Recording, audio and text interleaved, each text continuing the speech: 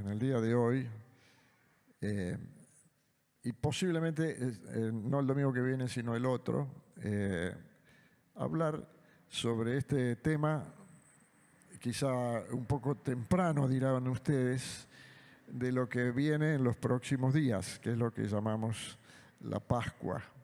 Y para eso tenemos que entender qué es lo que pasó, porque si no, se nos hace difícil poder realmente afianzar algunos puntos de lo que creemos y que necesitamos imperiosamente renovar en este tiempo. Hay dos fechas. ¿Lo apagué? ¿Qué dice? Ahí está. Hay dos fechas que el cristianismo celebra, ¿no es cierto? Esto tenía que haber preguntado primero y después poner eso, pero ya saben cuáles son, ¿no? ¿Cuál es? Y Pascua. La primera es una fecha que siempre nos esperamos con mucha alegría. Aunque ustedes no me crean, yo ya estoy pensando en la Navidad de este año.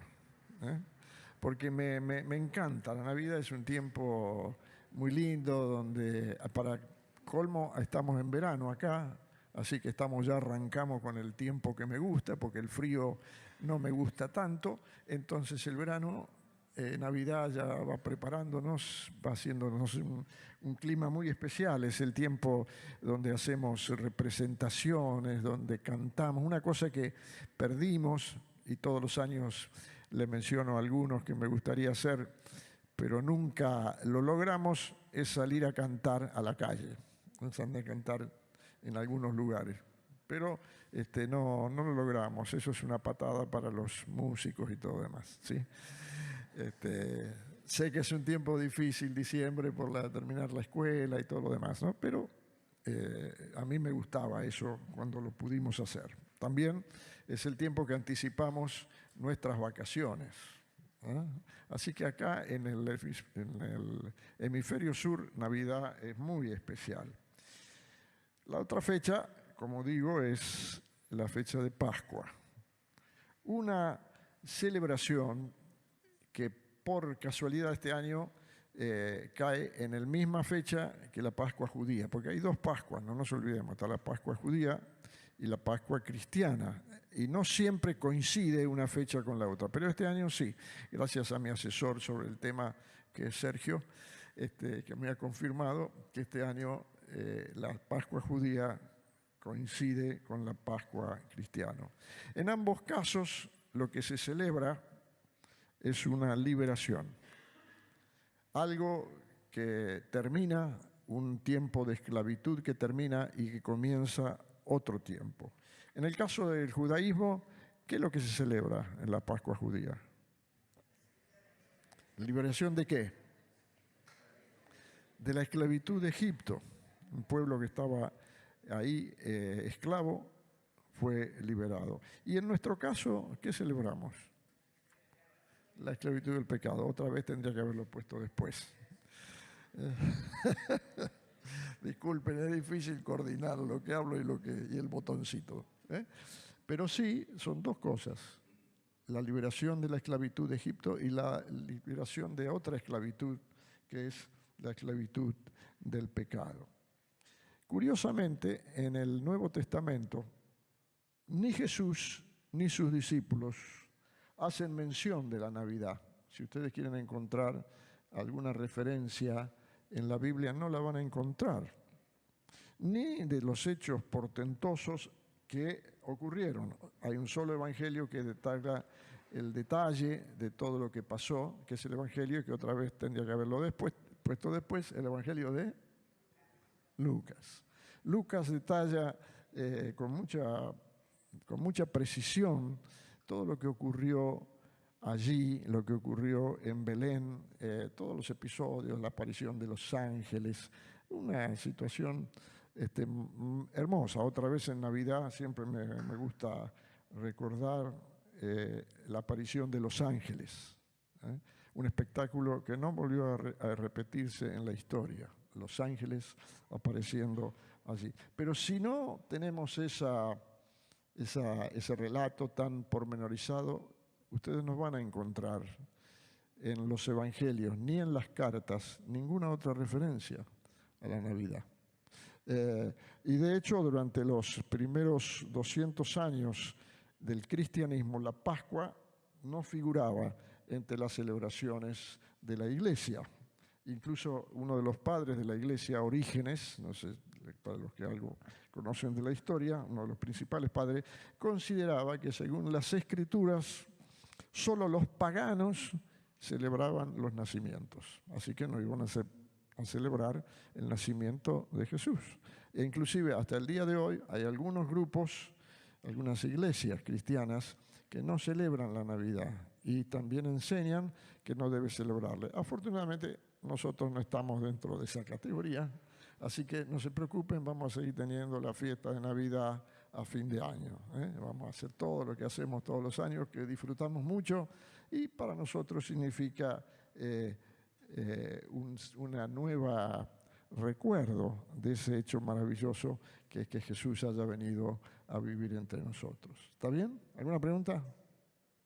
¿Están todos de acuerdo? Bueno, si no están de acuerdo, no hay mucho para hacer. Pero todo lo que ocurrió en la Pascua, cuando Jesús murió y resucitó, sí es mencionado en las Escrituras con abundancia, en forma directa o indirecta, por parte de los apóstoles de Jesús, y prácticamente hay un hecho muy importante, algo que Jesús instituyó. Ustedes saben que Jesús no generó una organización de la iglesia. La verdad que Jesús sobre la iglesia solo lo único que dijo le dijo a Pedro que sobre esa fe que él tenía se fundaba la iglesia. Pero no hubo mucho más. Si ustedes buscan en el Nuevo Testamento, en los evangelios, no van a encontrar ni siquiera la palabra iglesia en los evangelios. Sí aparecen en las cartas. ¿Por qué? Porque Jesús no se preocupó en organizar algo. Dijo, eso queda para después. Pero ahora yo vengo a hacer otra cosa. Yo vengo a enseñarles la voluntad de Dios. Hay muchos pasajes, pero vale la pena mencionar uno. Lucas 22 al 19, versículo 19, dice, esto es durante la última cena, después tomó el pan en sus manos y habiendo dado gracias a Dios, lo partió y se le dio a ellos diciendo, esto es mi cuerpo entregado a muerte en favor de ustedes. Hagan esto en memoria de mí. Es una de las cosas que Jesús dejó muy bien marcado. Esto quiero que se acuerden de mí. Esto que va a pasar, que ellos todavía no terminaban de entender. ¿Está bien? Así que este es el único, pero no dijo ningún recordatorio de la Navidad, no dijo acuérdense del día que nací, ¿saben? Entre otras cosas, porque en realidad no sabemos bien cuándo nació. Hay fechas diferentes que se tiran, ¿no? Se tomó la fecha de diciembre, pero algunos dicen que no fue en diciembre, que fue en mayo, etcétera, etcétera, etcétera. No tiene importancia. Tampoco, evidentemente, María es una figura, no tiene la influencia y la importancia que se da dentro especialmente del catolicismo, pero sí, María fue una mujer única, fue bienaventurada entre todas las mujeres, nadie niega eso, pero Jesús tuvo con ella una relación de respeto, era su mamá, era la mamá de Jesús. Jesús nació de una mujer, María, extraordinaria, única, no hubo otra mujer como María, eso seguro, y la respetó, y inclusive la obedeció. Su primer milagro fue cuando María le pide a Jesús de que convierta el agua en vino. Así que el respeto por ella era muy grande. Y también ya en la cruz, cuando él está en la cruz, le pide a Juan, su discípulo amado, que se ocupe de su mamá. Así que Jesús amaba a su madre, la respetaba como madre. Y eso fue algo de mucho valor. María fue una mujer única y extraordinario.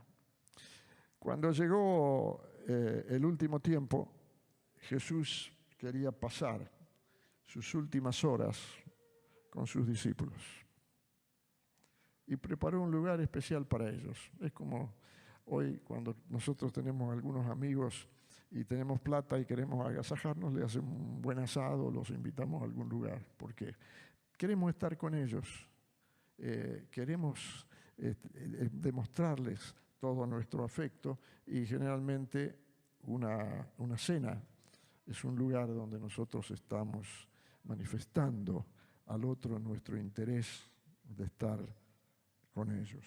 Jesús tenía ese interés con sus discípulos. Mientras él estaba de alguna manera preparando eso, sus discípulos estaban muy preocupados por saber quién iba a ser su segundo. Hoy, esta mañana, estuvimos charlando con algunos hermanos que nos juntamos en el Zoom y justamente recordábamos esto. Mientras Jesús estaba preocupado por estar con sus amigos, con ese puñado de discípulos que él amó tanto, sus discípulos estaban preocupados en saber cómo seguía la historia. Se estaban probando la ropa, como dice el tango, cuando se prueben la ropa, ¿qué vas a dejar? No entendían mucho de lo que estaba pasando, así que estaban haciendo eso. Por las dudas, Jesús, justamente entendiendo este espíritu, en Juan 13, es el episodio de su última cena con sus discípulos, les recuerda y les dice: ustedes me llaman Maestro y Señor. Y tienen razón, porque lo soy. Pues si yo, el Maestro y Señor, les he lavado a ustedes los pies, también ustedes deben lavarse los pies unos a otros. Yo les he dado un ejemplo para que ustedes hagan lo mismo que yo les he hecho. Mientras ellos discutían quién iba a seguirle, él estaba diciéndole: miren, no es así. Y les dejo un ejemplo. Me gusta la palabra ejemplo, porque creo que todos nosotros, si algo tenemos que hacer cuando hablamos de nuestro testimonio y todo lo demás, lo que tenemos que dejar es un ejemplo. Y un ejemplo no de cómo oramos, ni cómo cantamos, ni cómo nos emocionamos, sino de cómo nos servimos unos a otros. Ese es el mejor ejemplo que podemos darnos en honor a Jesús.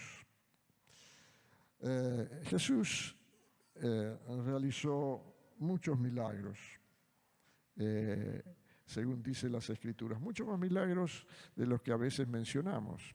En realidad dice que no cabrían todos los libros para escribir todo lo que Jesús hizo. Nosotros tenemos solamente algunas cosas que a Dios interesó que nosotros llegáramos a saber. Realizó muchos milagros, como digo, que los que quedaron registrados entre la gente común, la gente que le seguía por todas partes. ¿Qué buscaba la gente que seguía a Jesús? Y buscaba varias cosas: ser sanada de sus enfermedades, ser liberada de sus demonios y ser alimentada. Por eso lo corrían, iban de un lado a otro. Dice, si uno lee con detalle las Escrituras, se da cuenta que cuando Jesús estaba en un lugar y la gente, y se iba a otro, en algunos casos sin darse a conocer, sin que los demás se enteraran fácilmente, ¿qué hacía la gente? Salía corriendo para donde él estaba. Pero así como la gente corría detrás de ellos, la gente común, dice Jesús también que Jesús no se fiaba de ellos. Dice, hay una fe que se basa solo en el milagro físico, no dura mucho.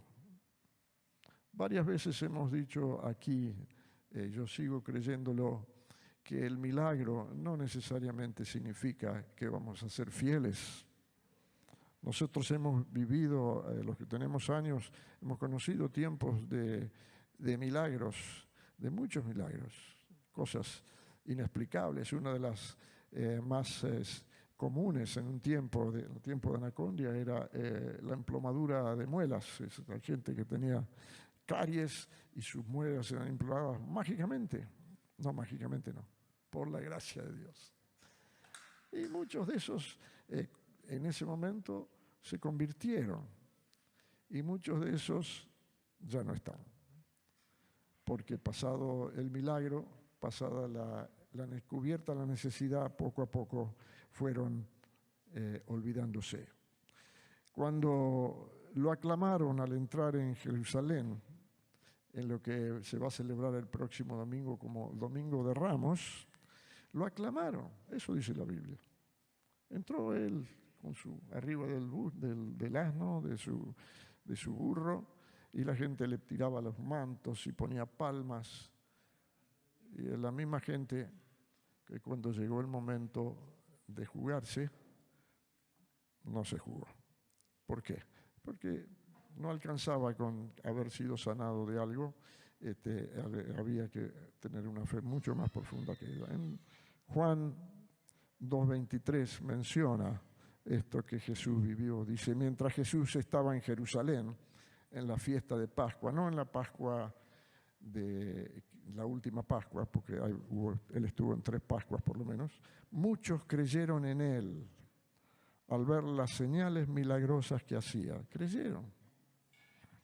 Pero Jesús no confiaba en ellos, porque los conocía a todos. Qué tremendo eso, ¿eh? Podemos creer y decir que creo en el Señor por el milagro, pero cuando los milagros se terminan, cuando el milagro pasó y viene otra circunstancia y no viene el mismo milagro que antes, es posible que algunos dejen la mochila allí. Jesús trató en estos días con los discípulos, como vimos antes en su última cena, pero también con varias enseñanzas. Por eso yo les recomendé a los que tenían ganas de entender un poco mejor la Pascua que leyeran en estos días a partir del versículo 12 de Juan, porque ahí se producen una serie de episodios, no uno solo, varios, que nos enseñan cuál fue ese tiempo tan especial que Jesús vivió antes de su muerte y resurrección. Así que trató de esa manera con los discípulos, trató con la gente común que se acercaba en busca de milagro, de alimentos o lo que sea, y trató también con los religiosos. Para los religiosos Jesús era una amenaza a su prestigio, porque ninguno de los religiosos podía hacer lo que Jesús hacía. Y Jesús venía a trastocar todo lo que ellos habían enseñado y aprendido. Ellos habían aprendido que ciertas cosas se resolvían haciendo algo, haciendo sacrificios, cumpliendo con ciertas normas. Y si ellos cumplían con eso, dicen, estamos salvados. Y si esta gente no participa de mi misma religión, ellos tenían un problema muy grande con los samaritanos, ustedes se acuerdan. Los samaritanos, ellos adoran en otro lugar, ellos son infieles, ellos son nuestros enemigos, no queremos saber nada con ellos. Así que cuando Jesús empieza a hablarles, y justo dos episodios, hablan específicamente de los samaritanos. La mujer samaritana a la cual Jesús se acerca. ¿Cómo se va a acercar a una mujer samaritana? No puede. Y el otro episodio, cuando quiere dar un ejemplo de lo que es verdaderamente la compasión, les habla del buen samaritano. Con eso, miren, los mató. Si tenían alguna razón para odiarlo, ahora había una razón más. Así que a los religiosos Jesús era una enorme molestia. Y cuando algo nos molesta, en este mundo que vivimos, lo mejor que podemos hacer es eliminarlo. Así que dice allí en Marcos 14:1 Le faltaban 2 días para la fiesta de Pascua, esta sí la Pascua que vamos a celebrar, cuando se come el pan sin levadura. Y los jefes de los sacerdotes y los maestros de la ley buscaban la manera de arrestar a Jesús por medio de algún engaño y matarlo. No te van con chiquitas, ¿eh? Era la mafia de los fariseos, ¿eh?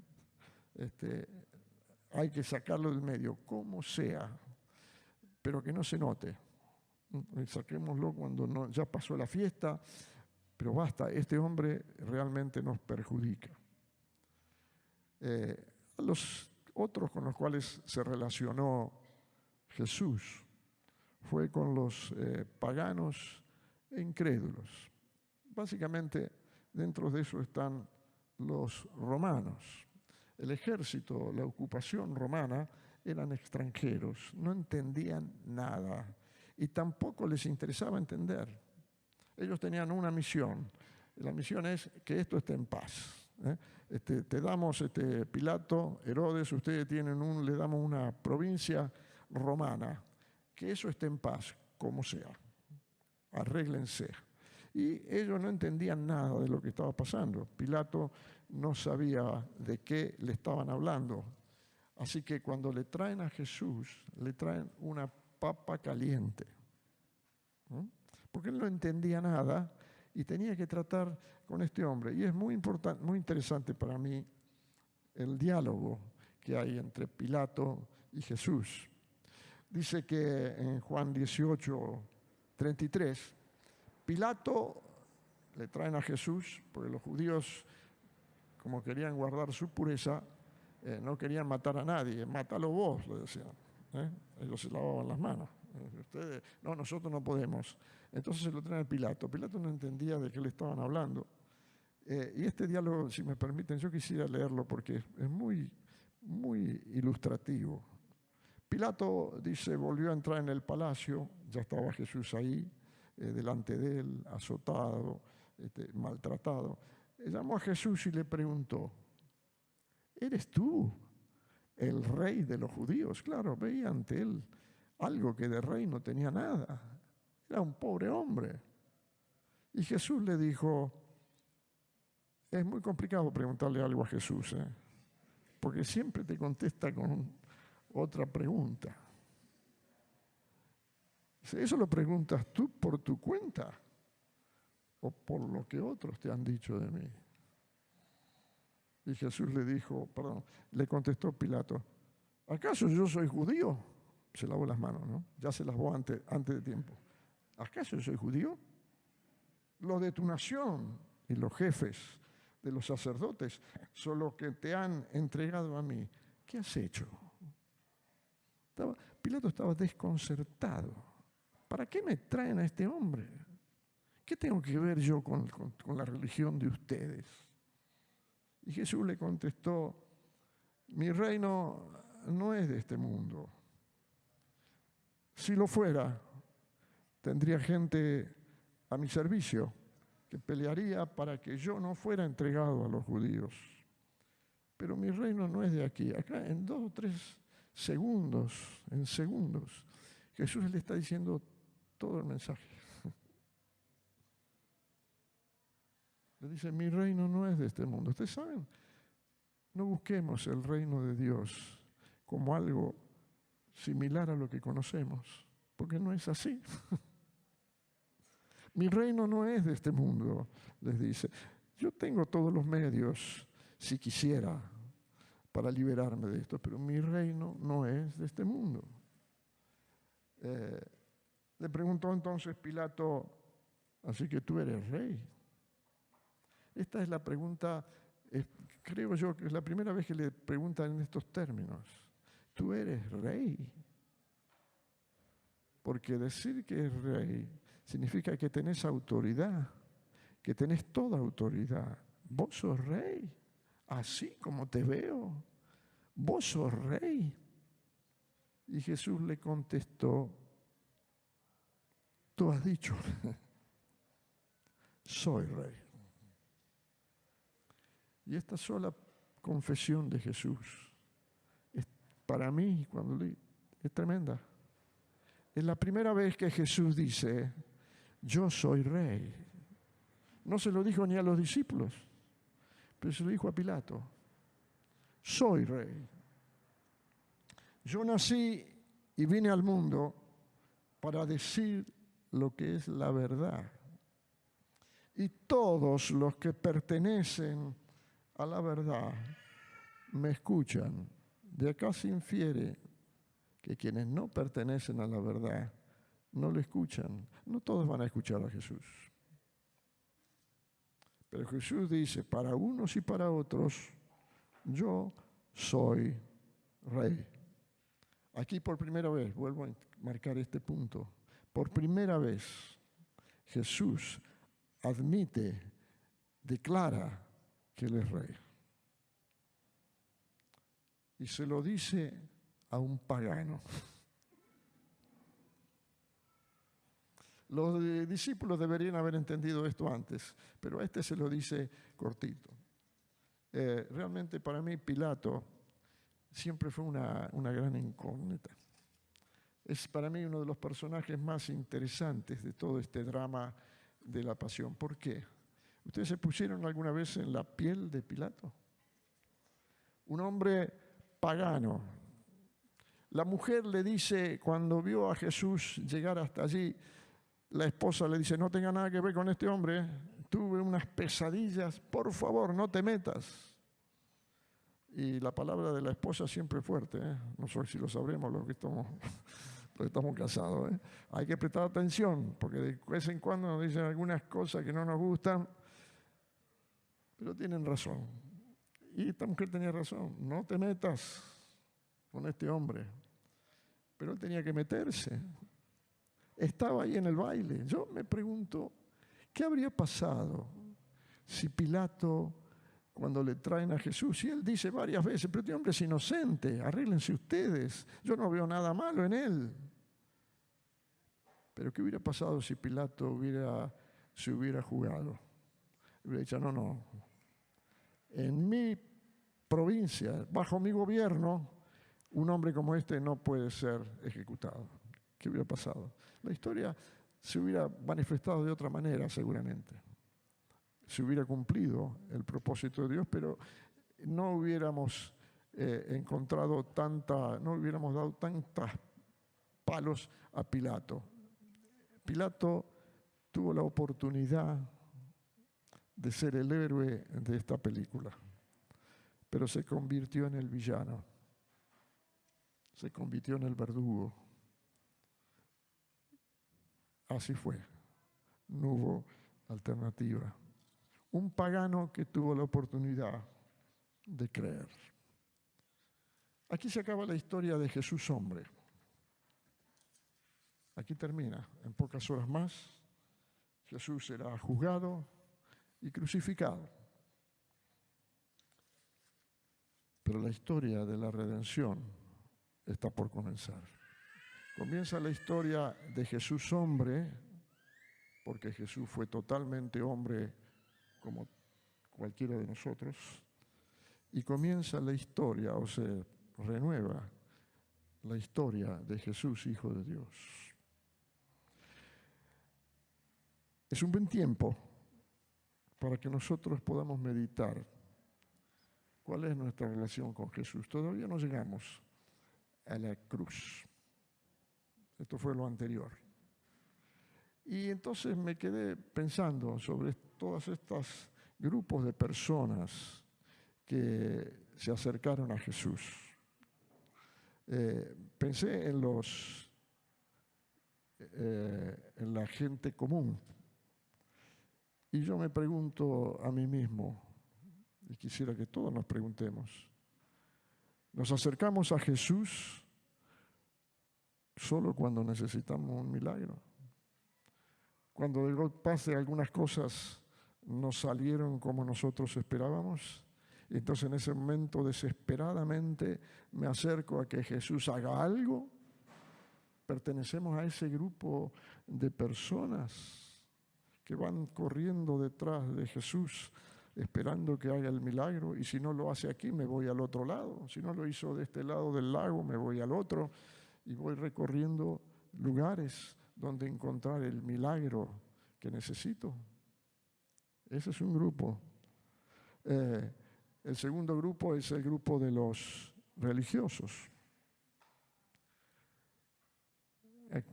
Ahí podemos estar más cerca, porque todos nosotros, nos guste o no, somos religiosos. Tenemos nuestras costumbres, hemos aprendido ciertas cosas.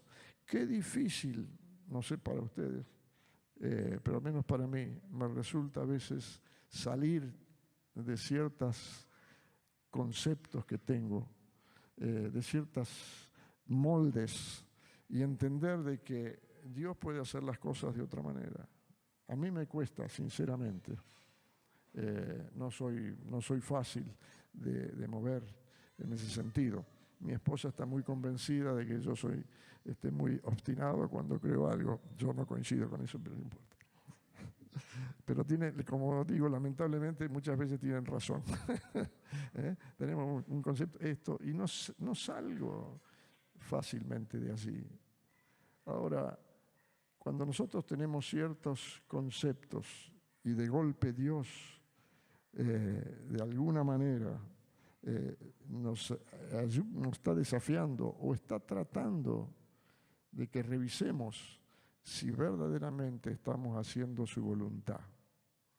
Es una pregunta que yo tengo y que cada uno de nosotros tiene que hacerse. Yo no estoy en tus zapatos, ni vos en los míos. Y cada uno de nosotros debe enfrentar algunas situaciones en que tiene que decidir qué va a hacer, aunque los demás no entiendan. Es el grupo de los religiosos que cuando Jesús molestaba, lo que hago es sacarlo. Y yo lo puedo sacar a Jesús siendo religioso, cristiano. No quiero escuchar, Señor, no quiero escuchar eso. Eso no me cierra a mí, eso no me gusta. Así que si tuviéramos la posibilidad de ir sacando versículos de la Biblia, qué bueno que sería, ¿no? Tuviéramos una Biblia personal. Un compendio, un resumen, sacamos, ponemos, pegamos allí. Ahora es fácil porque yo lo hago muchas veces para preparar algunas cosas, recorto cosas y pongo las que me sirven, las otras las saco.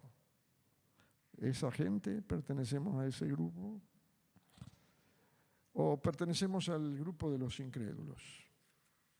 Ustedes saben, todos decimos que tenemos fe, pero cuando nos toca a veces jugarnos por el Señor, nuestra fe es media tambaleante.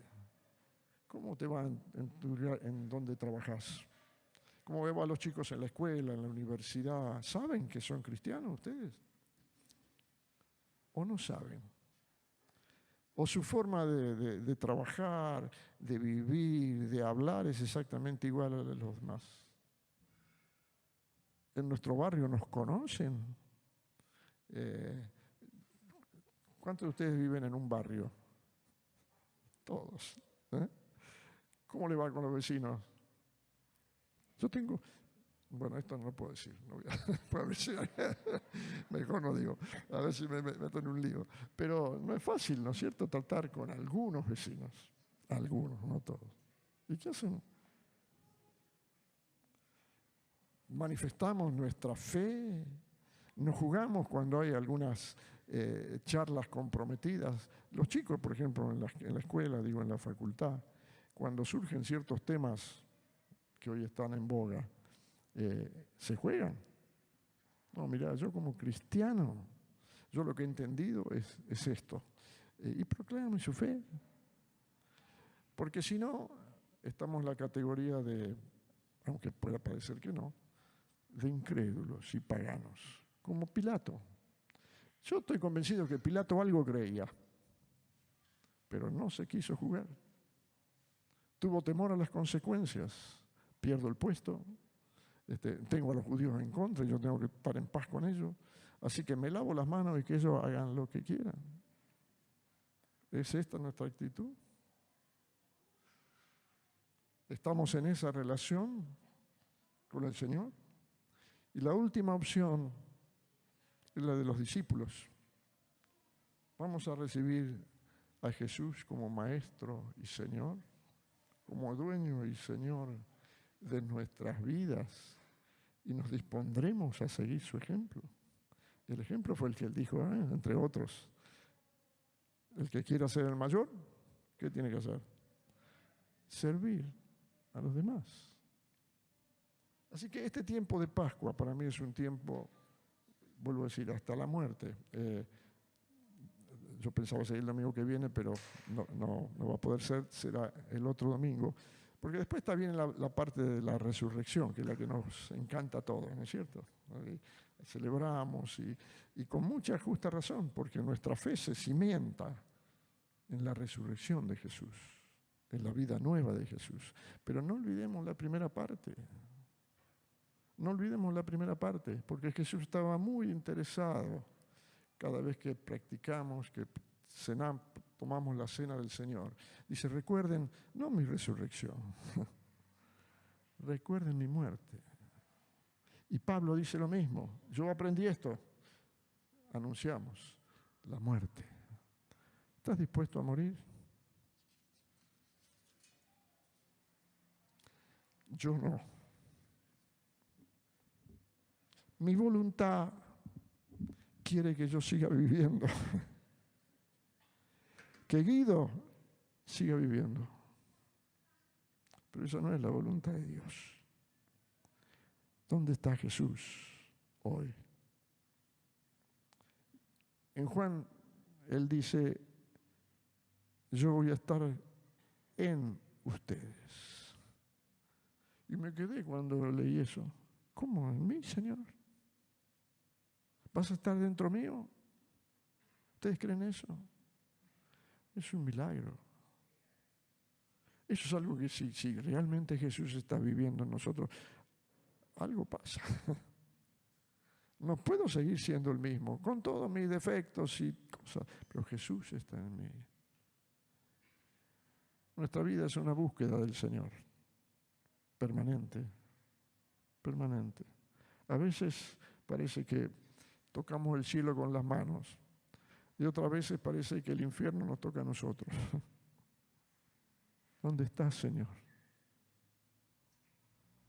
Quiero que vengan los músicos, ¿podemos? Vamos a cantar. Pero yo les pido que este tiempo que nos toca vivir tan especial de preparación, que realmente podamos entender esta primera parte de la historia, porque esto es historia. No es un cuentito, no es una leyenda, es una historia donde Jesús nos dijo lo que Él quería de nosotros. Fue muy franco Jesús. Le dijo a sus discípulos en algún momento que les pareció que lo que Él estaba diciendo era muy fuerte. Le dijo, ¿ustedes quieren irse también? Y yo pregunto, ¿seguiremos o nos iremos? Es una decisión personal, no es una decisión que podamos tomar en conjunto. Así que yo quiero terminar cantando y que tomemos nuestra decisión. Que el Señor nos ayude. Amén.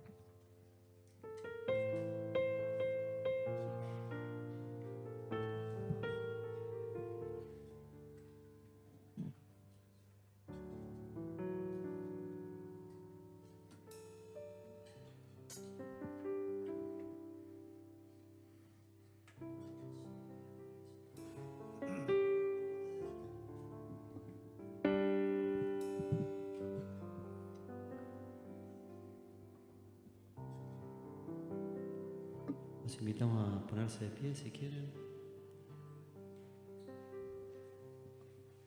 10.000 ojos hoy han visto tu poder, el milagro de una multiplicación. Hoy mis manos han saciado toda mi necesidad, pero mi alma anhela más.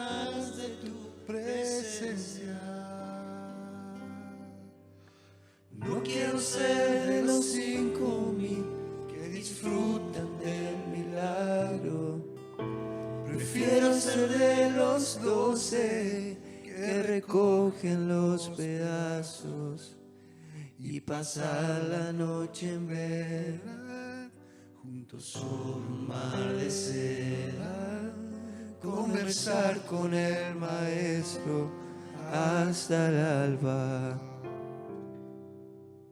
Sé que 12 cestas más de provisión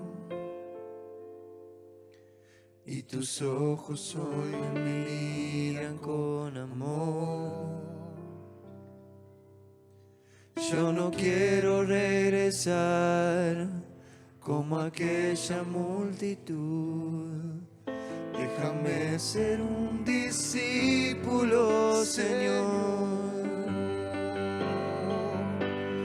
No quiero ser de los 5,000 que disfrutan del milagro. Prefiero ser de los 12 que recogen los pedazos y pasar la noche en vela juntos sobre un mar de seda, conversar con el maestro hasta el alba. No quiero solo recibir tu pan. Mi alma quiere conocerte de verdad, habitar en tu presencia, despertarme junto a ti, para que sea formada en mí tu imagen. Porque no quiero ser de los 5,000 que disfrutan del milagro. Prefiero ser de los 12 que recogen los pedazos y pasar la noche en vela juntos sobre un mar de seda, conversar con el maestro hasta el alba. Quiero ser de los 5,000 que disfrutan del milagro. Prefiero ser de los 12 que recogen los pedazos y pasar la noche en vela.